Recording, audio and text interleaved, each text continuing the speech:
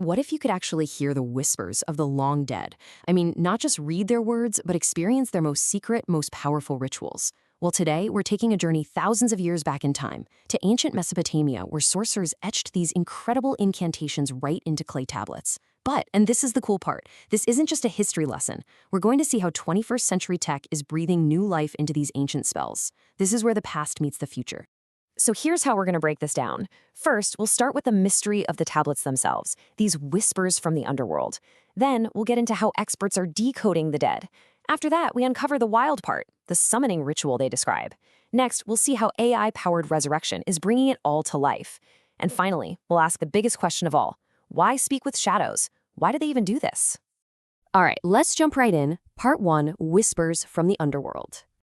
Now, this question is really the heart of this entire exploration. Just think about it for a second. On one hand, you've got baked clay. It's a physical thing, something you can hold. On the other hand, you have consciousness. Totally intangible, right? The challenge, and the whole point of this, is to try and bridge that seemingly impossible gap. How do you take these ancient physical objects and somehow connect with the minds that created them all those centuries ago? But where do you even start with something like that? Well, that brings us to Section 2, Decoding the Dead. And believe me, it's not as simple as just opening up a book and reading it. See, the language of these spells is written in Cuneiform, and this is not your ABCs. It's a really complex system of hundreds of these little wedge-shaped signs. Each one was carefully pressed into soft clay with a stylus, and then the whole thing was baked hard. So every single mark you see here was deliberate. This is our raw data. It's the ancient code that we need to crack. And the key to cracking that code, it's a super specialized field called philology. Now, this is way more than just translation. Philologists are basically historical detectives. They don't just study the language, they dive into the history, the culture, the whole context to figure out not just what the words say, but what they really truly mean. So you can think of the process in 3 big steps. First, the philologist has to decipher every single one of those cuneiform symbols. Step 2 is translating those symbols, which make up words and sentences in the Akkadian language. But the last step, and honestly, the most important one, is to reconstruct the ritualistic meaning. What were these people actually doing when they spoke these words? What was the point of it all? And when you do that, when you finally piece it all together, you uncover something absolutely incredible. Which brings us to Section 3. Let's look at what they found, the summoning ritual. So what was the goal here? The main thing to get is that these weren't just poems or stories. No, they were practical how-to guides.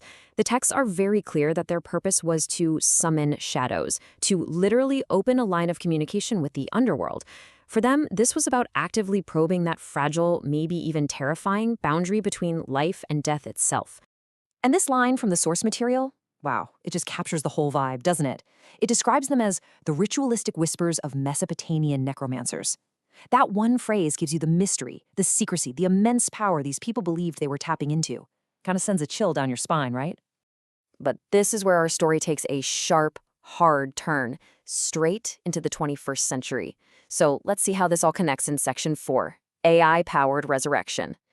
I mean, just look at this contrast. On the left, you have the ancient source, those cuneiform symbols pushed into clay thousands of years ago. And on the right, that's the modern vision. It's using artificial intelligence to create these ethereal visualizations. It's a massive leap from the physical world of clay to the digital world of pure light and code. And that word, resurrect, is absolutely the right one to use here. The AI isn't just showing you a translation on a screen. The whole goal is to use algorithms to analyze everything, word choice, repetitions, sentence structure, to interpret the mood and the intent of the original incantations. Then it turns that data into a visual, almost spiritual experience. It's a wild attempt to use code to make us feel what those Akkadian necromancers might have felt. Which, of course, brings us to the biggest question of all. Why? Why were they so obsessed with all of this? Let's dig into that in our final section, Why Speak with Shadows? You know, at its heart, this entire practice was a way for ancient people to deal with the biggest unknown there is.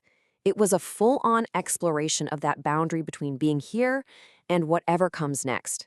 By creating these rituals, they were trying to get some kind of understanding, maybe even some control over it all. And this, Right here is the ultimate takeaway. For the Akkadians, this wasn't some philosophical game. The quote says it all. This was about how ancient sorcery shaped human destiny. They believed that the dead held secrets about the future, about hidden truths, you name it. They thought that by speaking with these shadows, they could literally gain the power to change their own fate. And so that leaves us with this final, really fascinating question. We've just seen how AI can be used to visualize ancient Akkadian necromancy. But what's next? You have to wonder. What other lost rituals, forgotten songs, or ancient ways of thinking are just sitting there, waiting on clay tablets or faded scrolls, ready to be resurrected by technology? What other lost worlds are we about to unlock?